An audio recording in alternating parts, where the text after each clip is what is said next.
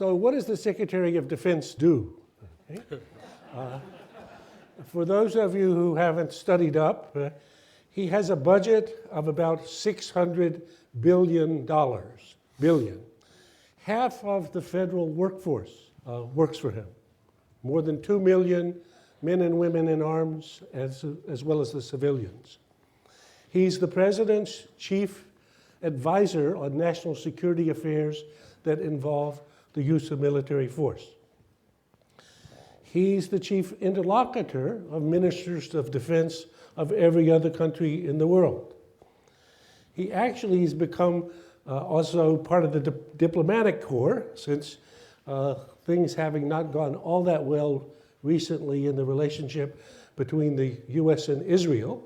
As Jeff Goldberg wrote recently, that account seems to have been given to Ash, since he manages to get along with his counterparts better than many of the other parts of the US government. And when he's not doing this, he spent 3.5 hours this morning testifying to the House Armed Services Committee.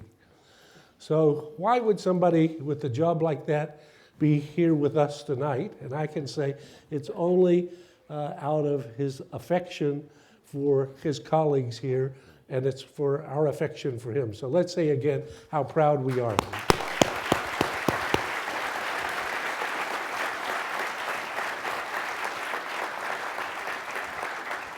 So Ash, let me start with a question that connects to the Kennedy School directly. So you've been called the best prepared Secretary of Defense we ever had. And the question is, how were 2 decades spent here? How did they contribute to your preparation for this job? I mean, you spent 20 years here thinking, writing, teaching about issues of national security and defense. So in what ways are these helpful to you for doing what you do every day? Well, no question about it. By the way, this is the house that Graham built, that we're in today, and I have a lot of respect. It's a great institution. I'm proud to have been a part of it, and obviously I'm better for it, for everything I learned here and everything I was able to do. I like to make a slightly different point, though, which is look around here at these people. Everywhere I go, and not just in Washington, all around the world are Kennedy School students in all kinds of positions of consequence. American, non-American, uniform, non-uniformed. And they combine the two things that were always magic for me, and one of the reasons I'm here in Boston is to try to elicit more this kind of interest. But the two things that were magical to me in my life was first of all, feeling like I could contribute something, and it originally was physics, which was my background, and then other things that I learned here at the Kennedy School. But the second one was working on something of consequence, being part of something that's bigger than yourself. And that's what we have. And if you get that combination, which I think all of you must feel, where you're doing something which is so clearly of importance to this country, but to humankind, and helping leave a better future for our children, making the world a place where people can raise their families, dream their dreams, live their lives in peace. If you can be part of that, and you feel that you are uniquely valuable. You're in a room and you said, you know what, that wouldn't have been done, or that wouldn't have been advanced without my contribution. That's magic, and it makes up for all the other grief associated with public service. So, and one of the reasons when Ash looks around and finds a lot of Kennedy School faces is that if you go to the front office at the Secretary of Defense at the Pentagon, lo and behold, the Chief of Staff is over here, Eric Rosenbach. If you look at his chief assistants, half a dozen of them are Kennedy School students, including Sasha, who's here somewhere. Sasha Rogers. Where's Sasha? Sasha Rogers just graduated 2 years or 3 years ago, 2011. So we're so proud of the students who've graduated from the place. Me too. And Ash is not the employer of last resort, but nonetheless, he's managed to recruit a number of them. Ash, you mentioned the trip that you're here in Boston.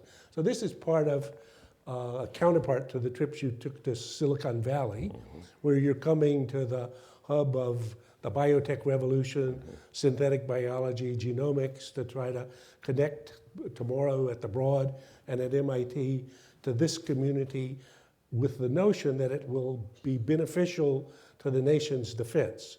So specifically, what are you looking for and how does this work? Well, I've got to fight the fights of today. I spent all morning on counter ISIL. I'm sure we'll come back to that. And we deal with all the major geopolitical situations that confront our country. But I'm always mindful of this, Graham, which is that it is my privilege to command the finest fighting force the world has ever known. And there are a number of reasons for that. One is the technology we have, come back to that. Another one is what we stand for, which I'm proud of. And for that reason, people like working with us. We have friends and allies around the world. That's unique. It's because of what we stand for. But it is also, and importantly, because of the people. And so I need to look to my successor and my successor's successor and say, will they have as fine, it's an all volunteer force, right? We don't make anybody do this. We don't draft them, either into civilian service or military service. So it has to be attractive to the next generation of people who see their lives differently. They don't want to live Ford Motor Company lives. They want to live up-to-date lives in which their life doesn't look like an escalator where you get on and wait till it takes you up. You get to hop around like a jungle gym and get up by getting around. They want to live that kind of life. Can we connect to that generation so that we leave such fine? That's why I want to come to a place that is a great educational hub for the United States. Then you mentioned biotechnology, and of course biotechnology isn't the only thing that's done in the greater Boston area, but this is probably the central location for the life sciences research in the United States. And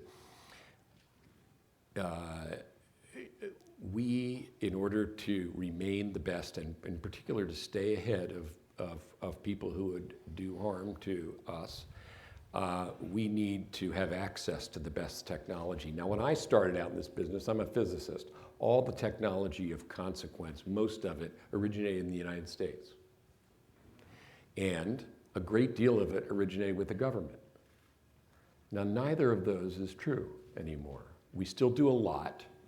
We still have spin-offs. But it's not like it used to be. So if we can't connect to the technology community and get them interested in our problems and involved in our problems and meet them halfway, because sometimes there's distrust. The Snowden thing didn't help us in the IT area. I realize that. We have to face up to that and try to rebuild trust, rebuild those relationships that I knew so well when I was young, and when the internet, the integrated circuit, lots of things came out of defense. I can't recreate those days, but I can try to rebuild that bridge. That's the other reason for being here, even despite everything that's going on in the headlines, because I need to be looking down the road as well as dealing with today's problems.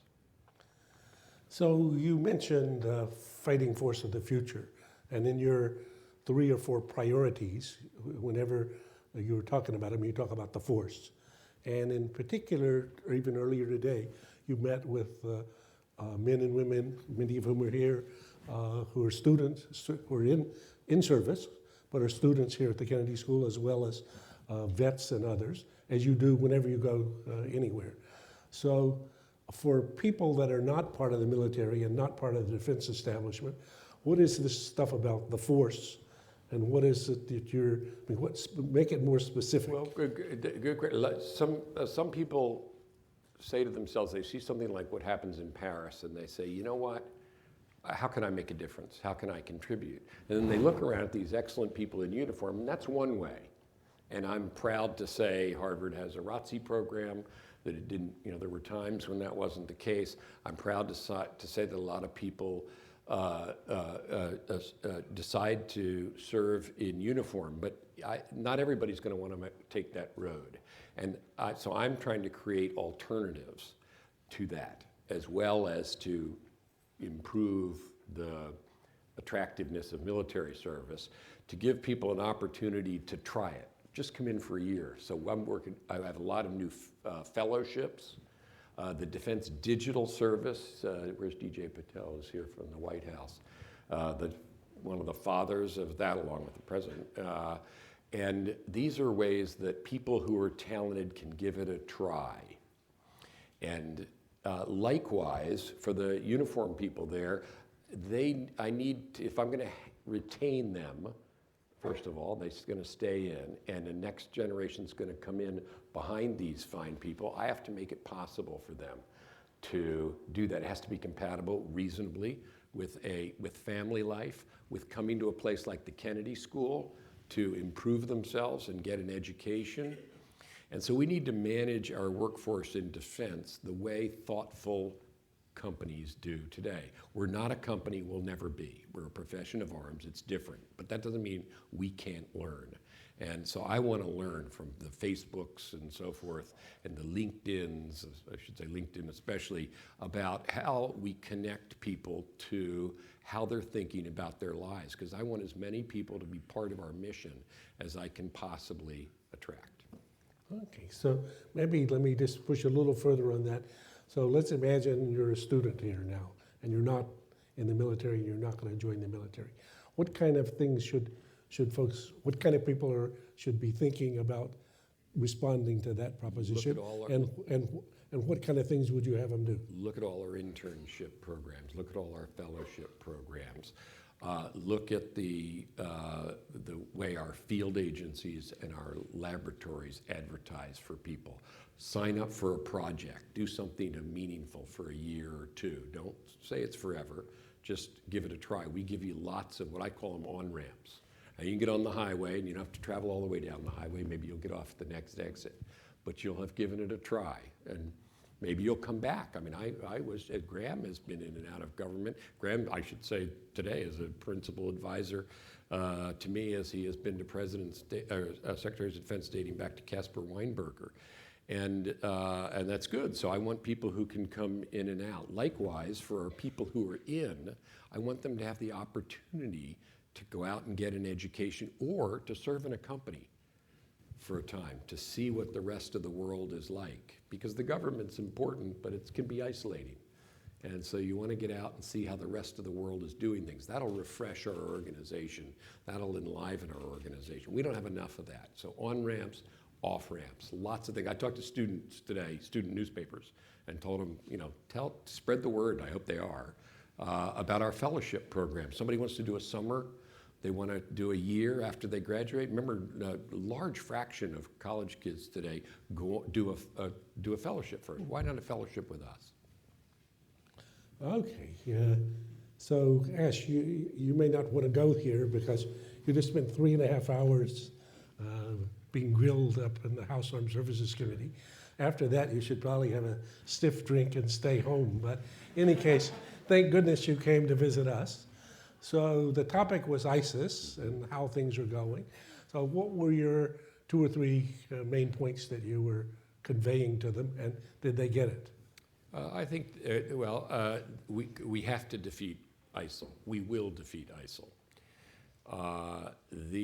And we are constantly seeking and finding new ways to strike ISIL and also to protect ourselves.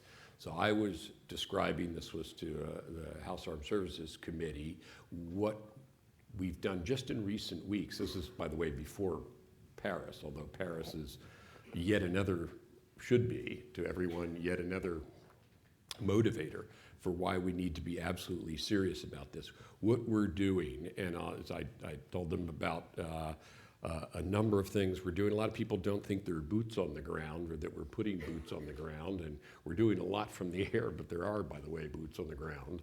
And I was telling them about some ways that we're going to do more of that. Our strategy, recall, is that we've learned from our 14 years in Iraq and Afghanistan that in order to have a lasting defeat, the lasting defeat of ISIL, we need to think ahead to what comes after they're defeated and to make sure they stay defeated. That's the reason why we work with local forces, try to get them motivated, try to get them capable. But that said, we have to enable them. as well. And we do that uniquely through the unique capabilities the United States has. So I was describing some of the ways that our special forces are working with capable and motivated ground forces. They do exist in both Iraq and in Syria. I was describing our expeditionary targeting force, which is a force that will essentially do raids throughout the territory of Syria, including unilaterally, and in Iraq with the approval of the Iraqi government. That's an important principle I can come back to. But the objective there will be to take out ISIL leadership, to capture ISIL leadership, to rescue hostages, as we've done, to gather, as you know we did in a similar raid, to collect intelligence, and to make ISIL wonder, as the way I put it today, was when they go to bed at night, who's going to be coming in the window? And that takes advantage of the agility, the range, the mobility, the precision, the intelligence that only we have. So it's another way that we can leverage what we're good at. And then, of course, we're doing a lot more from the air. That in turn depends upon having good intelligence, which allows us constantly to refine the way we're able to strike from the air. So I was describing all that, and then the last thing I'll say, Graham, is, and it's very important to say this, is, look, the United States is, and I think must, lead in this fight, but we need others to go with us. So I was talking also, the French were galvanized by what happened to them in Paris, and so they're now in the game in a way that they weren't in Syria. We're working with them. That's a good thing. The UK is debating, actually, as we speak, but it's a decidedly mixed picture as you go around the world and you say, who should be doing this? In Europe, among the Gulf states, who are the nearest to the danger and who have the most potentially to contribute, because they have an insight and a sensitivity into local problems that is probably greater than we can aspire to. So we need them to do, we need others to do more, and that was the second thing that I was describing today. And by the way, yesterday, I guess, I sent out letters to my counterparts in many, many countries detailing. I said, here's what you can do. We've thought about it. How's about you sign up, do this, this, this, and this? Because, as I said, we will do more, we will win, but we need others to help us, and we need, as I said, local forces in Syria and Iraq to sustain the defeat of ISIL after we defeat ISIL. So let me take you to a broader sweep. I mean, one of the challenges as Secretary of Defense, you have to look at the whole world. I mean, so China or Russia or Iran or ISIL or the South China Sea or Cuba or whatever. So if you imagine you're a student when you were a student, or you were an assistant professor when you were an assistant professor, and you're thinking about topics that I could work on, that by thinking about I might be able to advance our understanding of them in a way that would be helpful, probably not to you, but to your successor. What kind of topics do you feel like we don't have a good enough understanding of as you try to figure out what you would best do given the understanding we currently have? Well, let me go to the other extreme, so to speak, from the real and palpable, clear danger associated with ISIL. You raised China. Yeah. Now, by the way, Joe Nye is here, you are here. There are lots of people who have worked on the dilemma posed by China's rise to security. I'm not one of those people who believes that war, cold or otherwise, with China is likely. It's certainly not desirable, but you don't get anything for free. in this world. We have to create the conditions under which change can occur, including a change of great consequence in the Asia-Pacific region in a way that is preserves the peace and stability. The peace and stability that for 70 years has allowed prosperity and the rise of first of Japan, then of South Korea, Taiwan, Southeast Asia, today China and India.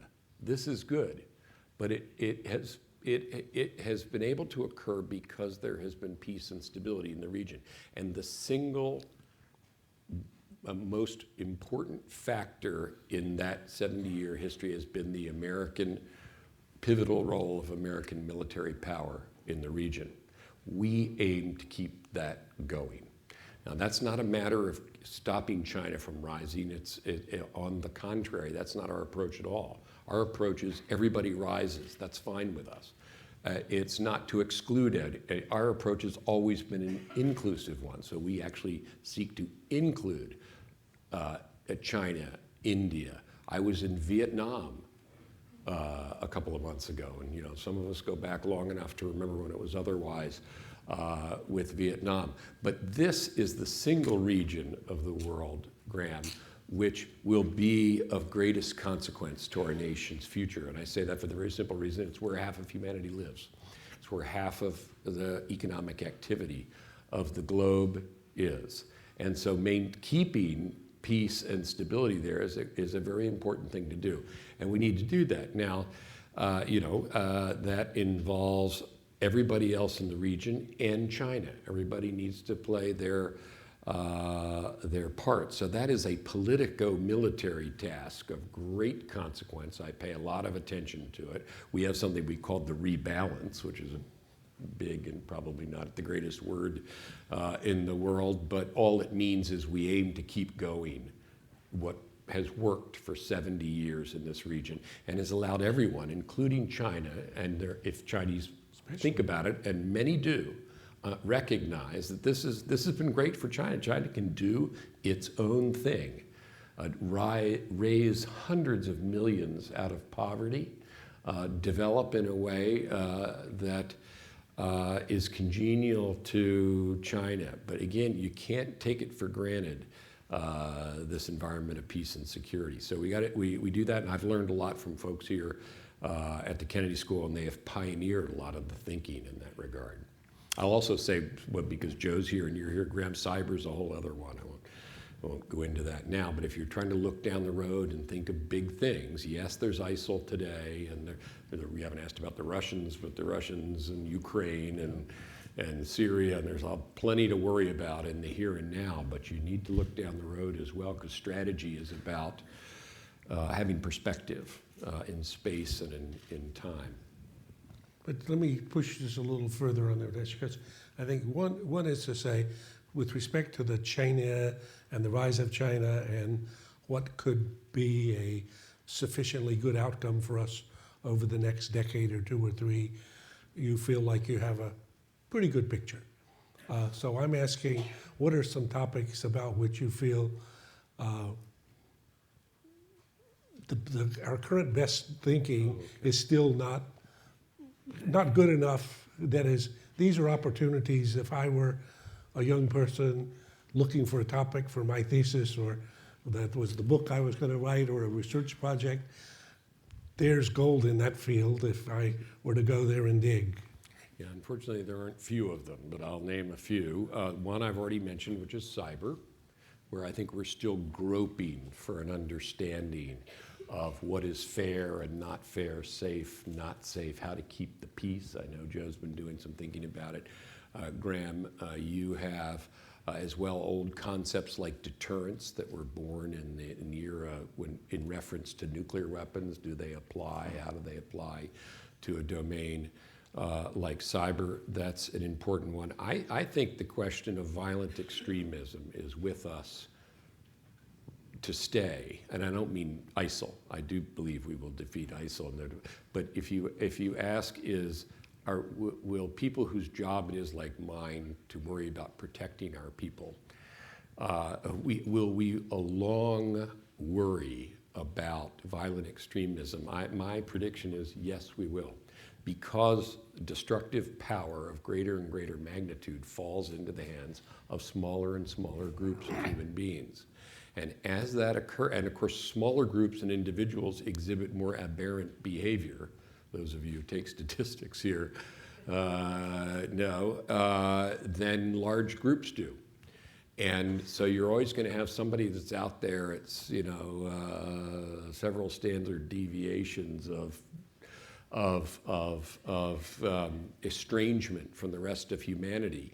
And if they're able to get their hands, even in small numbers, on hugely destructive weapons, that is a problem for society as a whole. And the institutions charged with protecting our people will be expected to do something about it. I think that's part of our future, far into the future. And as you look at things like social media fueled extremism and so forth, I think it's quite clear that that presents some new challenges to security institutions, and we need to think that through. You mentioned biology. We're in the hub of biology. Everybody thinks when they think about technology changing the world, they think about IT, and of course that's important too. But I happen to be a believer that we will look back in decades to come at the revolution in the biological sciences as even more momentous. And of course, like everything else, it's going to be used for good and used for evil.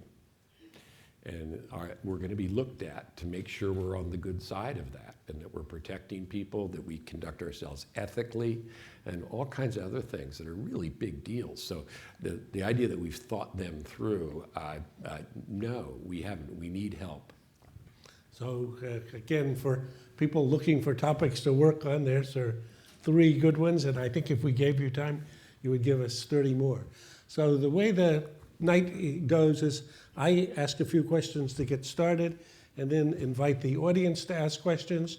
There are 2 microphones here on the ground floor, and there are 2 microphones on the loge. Please go stand up at the microphone. I'll call on you.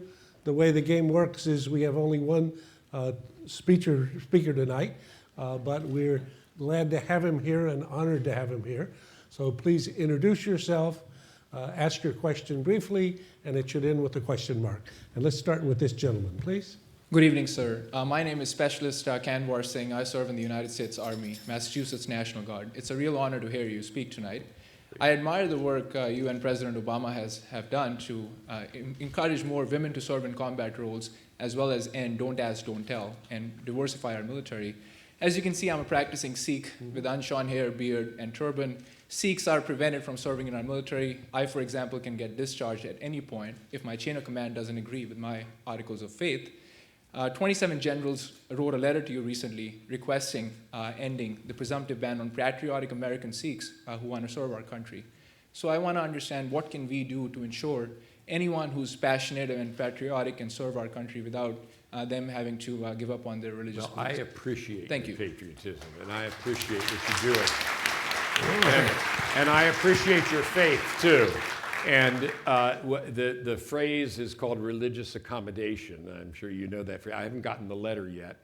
I'll tell you where I come from on that, which is, and you mentioned other forms of recognition of society's diversity today. So if I can generalize a little bit from religious accommodation for Sikh. By the way, the new Canadian defense minister is a Sikh. And by the way, extremely able and capable guy. And he worked with the Canadian forces, figuring out how to accommodate the head, to a helmet, and so it's all possible. But I want to get to the larger question about we have an all-volunteer force. The only way to stay good is to make sure that we're drawing from the largest possible pool. That's really important to me.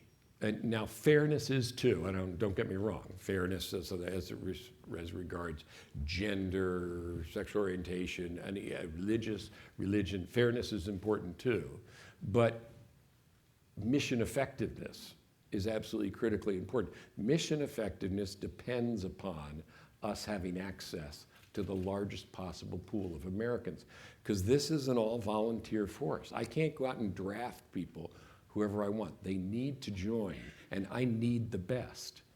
So I can't afford to, unless I have a really good reason, to hive off any part of our population and say, you can't serve simply because of something that doesn't truly have consequence for their ability to serve. Everybody who can contribute to our mission, who can meet what are high standards and contribute to our mission, we need them. It's not just a matter of giving them the opportunity, it's giving us the opportunity as a country to avail ourselves of their talent. This gentleman in the loge. Hello, my name is Wright Smith. I'm an undergraduate at Harvard. So one of the terms that you didn't mention in the discussion of ISIL was Bashar al-Assad. Assad has played a major role in the radicalization in both Iraq and Syria. And so how does the United States continue to pressure Assad and now Iran and Russia to make some kind of diplomatic agreement with more moderate rebels without risking escalation, such as the Turkish shootdown of the Russian jet? Well, it's a very good question, and you're absolutely right that it is pivotal that there be a political transition in Syria. We say that again and again and again. The Syrian civil war has fueled the extremism that is represented by ISIL. That political transition must involve Bashar al-Assad moving on. Now, I think it's important at the same time that we do that quickly and we do it in a way that preserves as much as possible of what is decent and structured on the territory of Syria, so there can be a decent state that gives that long-suffering people what they really deserve. And I say that because, for example, the refugee phenomenon, which is a spillover, is in addition to being a very sad thing to see, is also the hollowing out, because many of these are young males who are looking for work in Europe. They are part of Syria's future, and they're leaving because they don't see a future there. If we're going to have a future for Syria, there needs to be a political transition. It needs to happen quickly. Now, that gets to who can influence that, and that gets to the Russians. And you mentioned the Russians, and I'll just say one thing about the Russians. I have talked to my Russian counterpart, and I've been saying this constantly. The Russians got off on the wrong foot on this. They were doing something not only was wrong-headed, but backwards. They said they were coming in to fight ISIL and to participate in the political transition in Syria, and that's not what they've done.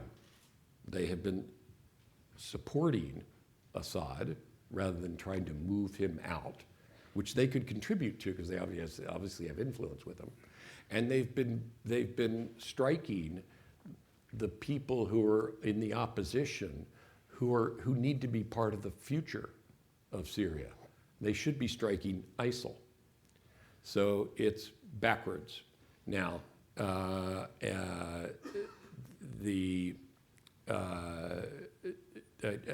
Secretary Kerry is trying to work with the Russians to get them in the right place. If they got in the right place and actually fought ISIL and moved to the political transition in Assad, they would be doing what we're trying to do, and we could associate ourselves with what they're doing. We can't associate ourselves with what they're doing now because it's doomed to fail. Gentleman in the loge. Good evening, gentlemen. My name is Philip Ramirez. I'm a sophomore at the college and also a member of the Naval ROTC program here at Harvard. My question for you concerns an article The Atlantic wrote last month about the brain drain in the military. The first part of that question, do you indeed think there is a brain drain? And how would you address the issues that the article brought up, such as the rigid pipeline that is really turning a lot of people away from the military? Well, it is a worry. It is a concern to me. And you raised two things. The last part was getting people to come in. Let me talk about the problem of people leaving. We have a generation now that reaching sort of captains, majors, who have vast experience. They've done things that you never expected a young leader to do in Iraq and Syria, and they did it with incredible skill. And they have this tremendous experience now. Now they're at a point where they're saying, well, am I going to stick with this or not? And it's important to me that the best stick with us. Now I go around and I talk to them and I try to listen to them. What's going on in the heads? And by the way, I talked to some of the folks that you see before you today. When you go home and you talk to your spouse, what's the conversation like? And how can I make that a conversation that leads you to stay? Now, I can't change everything. I can't, if you're told to deploy, you got to deploy. I can't change that. I can't move you around. I can give some consideration to that. But I can make it easier for you to have a family if you want to have a family. I can make it easier for you to get a higher degree if you need a higher degree. And I'm looking for every way we can do. We have a personnel management system that isn't as modern as our forces deserve. And if we're going to retain them, we've got to modernize it. Now, am I going to lose people? Yeah, I'm going to lose people. And by the way, one of the really bright spots in our country is that veterans do extremely well in the workplace. Why? Because people know they make incredibly good employees. They have tremendous maturity, discipline, experience. They're fantastic. And so they're hired very avidly. Now, I'm of two minds about that. On the one hand, I hate to lose them. On the other hand, I say to myself, hey, look, every time someone leaves and does well, who was in the military, somebody in the lower ranks will look up and say, you know what? They did well by being here. Therefore, this is a good place to be from. Therefore, it's a good place to be, so I'll join or so I'll stay. So at the other end of the pipe, it's got its good. Now, that still doesn't comfort me when good people are leaving. But there is a silver lining to that cloud, which is that our people do well. I'm incredibly proud of that. I think that's fantastic, and it's a great recruiting tool. This gentleman. Thank you so much for being here, Mr. Secretary. My name is Victor Kamen. I'm a junior at Harvard College, and I spent this past summer interning at the U.S. Embassy in Lithuania. So tensions in the Baltic states of Latvia, Lithuania, and Estonia have been growing dramatically ever since Russia's annexation of Crimea early last year. I was wondering if you think Moscow's actions, such as troop buildups in Kaliningrad or support for air bases in nearby Belarus, will ever amount to a direct confrontation with NATO and potentially the United States on the Baltic front?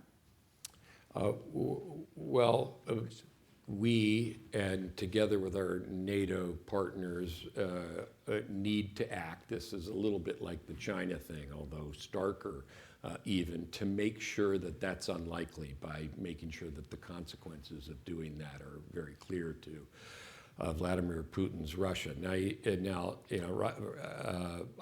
I've dealt with the Russians for a very long time and have many good feelings about Russian culture and so forth. Graham has done historic work with respect to Russia, and there was a time when we thought that Russia would go in a different direction. That is apparent. It is apparent now that, at least for now, that under Vladimir Putin it is going in another direction, and we need to take that into account, and NATO needs to as well. What does that mean? Well, we talk about an approach, and the way I've characterized it, and the president has, is strong and balanced. Strong meaning we are taking Russian military activity into account as we spend our budget, as we modernize, as we deploy forces in Europe, as we put heavy equipment, including in the Baltics, which you're probably familiar with, do rotational deployments, and in NATO, where we're trying to, the way I put it, is update NATO's playbook. NATO had the old playbook of, big tank battle in the Fulda Gap. That isn't what's going to work now, so we have to rethink what is appropriate for the Baltic states. And so forth, and make sure that NATO can do what NATO needs to do, which is satisfy the provisions of Article 5, which says that the collective defense is the heart of NATO. So that's the strong part. Now I say and balanced because I think I will continue to hold the door open for a Russia either after Vladimir Putin that does what, in my judgment, is better for the welfare of the Russian people in the long term, which is don't spend all your money on military stuff, don't adventure, don't live under sanctions, don't self-isolate, be part of the world, part of the global economy. I think that's better for the Russian people in the long run, but obviously their government doesn't agree with that now. Maybe sometime in the future they will. I think we need to hold that door open, and we need to continue to be willing to work with them where it is possible to work with them. Let us say, for example, with respect to Iranian nuclear program, which people here know a lot about, or the North Korean nuclear program, or maybe, just maybe, has been discussed earlier, Syria, if they change, if they get on the right foot and off of the wrong foot. And so we need to keep that door open. Lady on the left. Sir, I'm Lieutenant Diana Park, a first-year student here at HKS. As a Navy lieutenant, I'd just like to ask you a couple more questions about your experience visiting the South China Sea. Can you, if you're able to, can you briefly go into the decision-making process for you to embark the USS Roosevelt? Whether it was an influence, or how much of an influence did our partners and allies in the region have in that decision, and any takeaways from your trip? Well, it's interesting. For those of you who don't know, a few weeks ago I was aboard Theodore Roosevelt in the South China Sea. Now, why was that even noticed? There's a question you might ask. American naval vessels have been in the South China Sea for 70 years. We weren't doing anything new. Why was it in the newspapers? Because China has been doing something new, namely dredging islands in the South China Sea and making unilateral claims to territory. Now, they're not the only ones that are doing that out there. There are other countries that have been doing the same.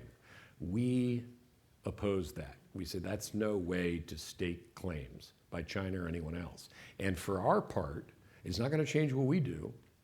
So we're going to sail, fly, operate anywhere international law allows, like we have for decade upon decade upon decade. So that's what I was doing. Now, you said, what do other people think about it? Well, with me was the Malaysian defense minister. And what does that tell you? That tells you that in the region there are others who are concerned also about this conduct and basically the overweening and domineering attitude that goes with dredging. As I said, the Chinese aren't the only ones that are doing that, but they're the principal one that causes concern. And it's having the effect of causing the entire region to rally in opposition to China. Is that really what China wants in the end? That's certainly not what we want. I told you, our approach is not to exclude. Our approach is to include. But if they self-exclude by behaving this way, that's what will happen. And that's what you see happening. So everybody many countries in the region are seeking out more contact, more military to military activity with the United States, from Vietnam to India to Australia, the Philippines, Malaysia, on and on, as well as long-standing allies like Japan, South Korea, where I was the same week, and I mentioned Australia already. So that's the effect that it's having. But I think the interesting point is it wasn't new that the American aircraft carrier was in the South China Sea. It was interesting that I got so much press attention, but that's because of what the Chinese are doing that's new, not because of what we're doing. There's a spectacular photo in Ash's office of him and the Malaysian defense minister looking over I don't remember which ship you're looking at. Maybe the Roosevelt? It's the Roosevelt and other ones that were part of the same task group, and we were on a V-22, by the way. And the Malaysian defense minister, I would say, looks terrified, as if he might be about to be pushed out or fall out. So this gentleman, yes.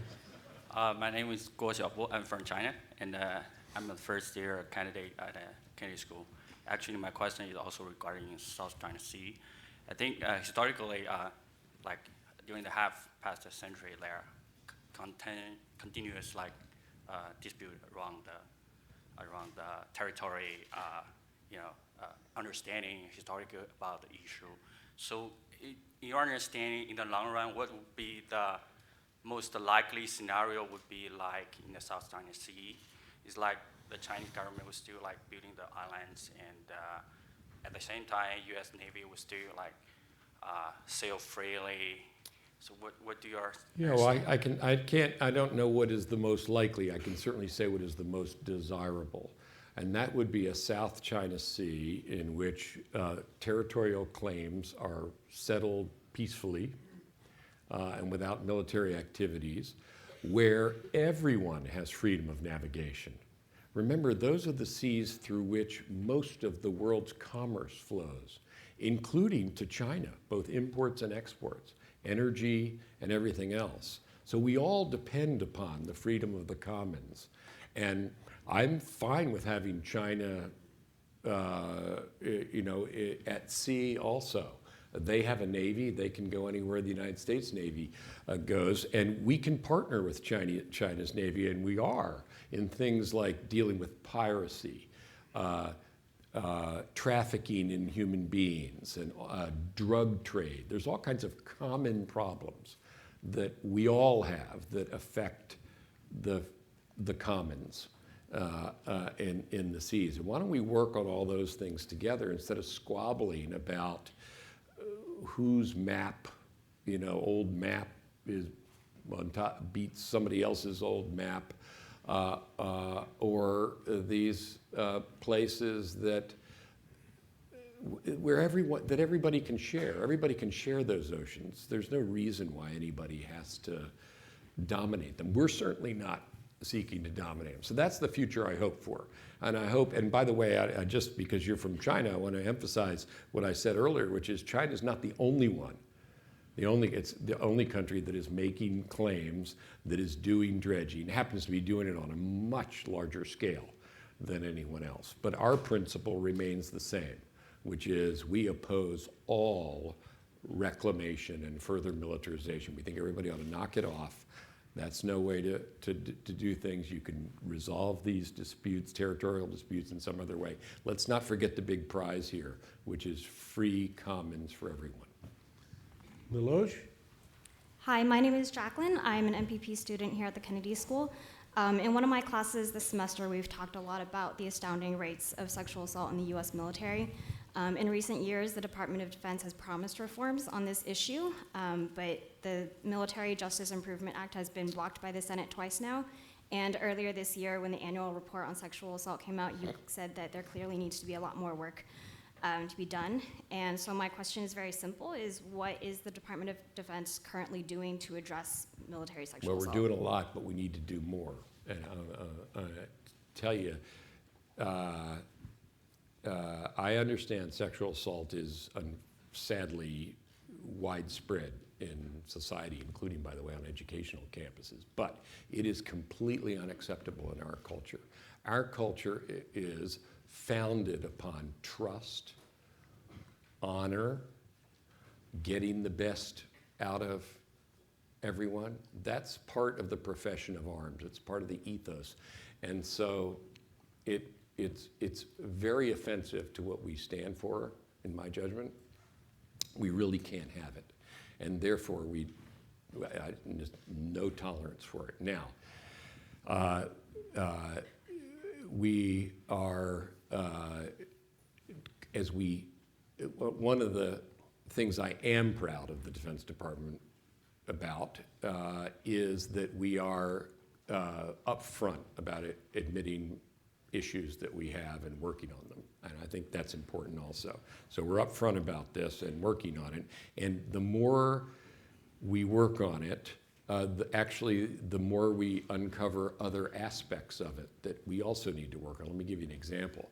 Not only do we need to stop sexual assault, but one thing we've come to understand recently is the prevalence of retaliation, which is a double whammy for the victim, where people who report sexual assault become the victims of ostracization and so forth, which is yet another. So the more we learn, the more we have to do. That's why I'm not satisfied until we don't have it at all and we've gotten all dimensions of it. You raised one particular dimension of it, which is important, which is the criminal justice aspect of it. And you're right, there's been a long-standing dispute among our lawyers and other lawyers and so forth about what is the best criminal justice system to deal with this offense. And I respect that there are 2 points of view on that question, no doubt about it. It is, the only thing I'd say about that is that there's a lot else to the issue. I mean, first of all, you don't want to be in the position where that crime has occurred. We don't want a crime to occur in the first place. We need to worry about retaliation. There are lots of different dimensions to this. So this is a problem that I'm determined that we tackle. I end on a somewhat brighter note. I hope that by being forthright and by throwing ourselves into solving this the way we threw ourselves into dealing with counterinsurgency and so forth, that we will learn things about how to get better that will benefit others, by the way, including educational institutions, because I wouldn't say Harvard particularly, but everywhere where there are young people, genders, mix, alcohol, there are a lot of conditions that are common to this crime, and we've got to attack it in our society overall. This gentleman, please. Yep. Hi, my name's Sam Kessler. We met earlier today. I'm a student at the Sam. college. Thank you again so much for being here. My question is about something that you already referenced earlier today, which is the fact that cybersecurity is one of the greatest issues that our nation, really any nation, faces today. Yet the international community still lacks any clear consensus or definitions on what comprises appropriate cyber activity. Now, the UN has proposed a set of international cybersecurity norms, and the United States and China recently, and made big news, have taken some first steps with the new cyber espionage agreement at observing those norms, yet still we have a long ways to go. And people speculate that that's because nations are afraid that implementing norms would compromise their defensive capabilities. So basically, my question to you is, can you address those people who are afraid that this would compromise our defensive capabilities? Well, I'm not among them, really, so I'm not sure I can address it. I think cyber defense is critical, and perfecting cyber defense is critically important. And it is by far and away our highest priority, because we depend really abjectly upon network function. Our planes, ships, and tanks and all that stuff doesn't do anything unless they are connected now. We have a younger generation of service members who've grown up with that technology. That's what they expect. It's one of the secret sauces of the effectiveness of our military. So if it is vulnerable to attack or interruption, it's a critical. What am I spending $600 billion a year for if I've got an Achilles heel? So, so that is job one, and that mirrors the issue that we have in critical infrastructure, making sure our electrical system, for example, our electrical grid can't be taken down in cyber.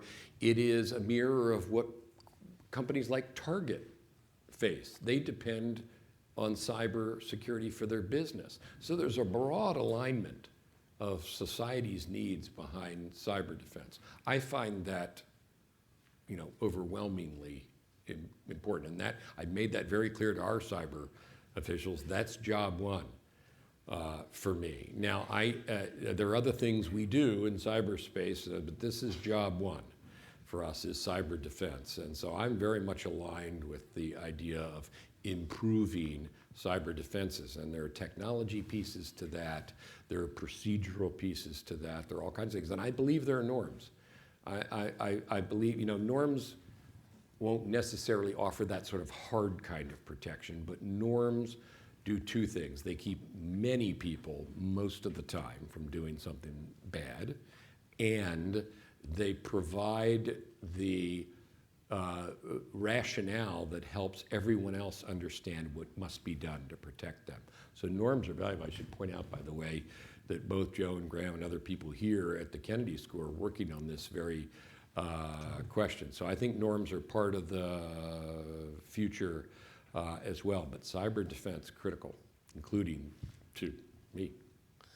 I have the unfortunate responsibility and apologies to everybody else that's up, but because of the scheduling, Secretary Carter has a hard stop at 7, and the clock here just showed 7. But let me say again, on behalf of Harvard, how proud we are of you, of your service, and glad you came back to visit us. Thank you.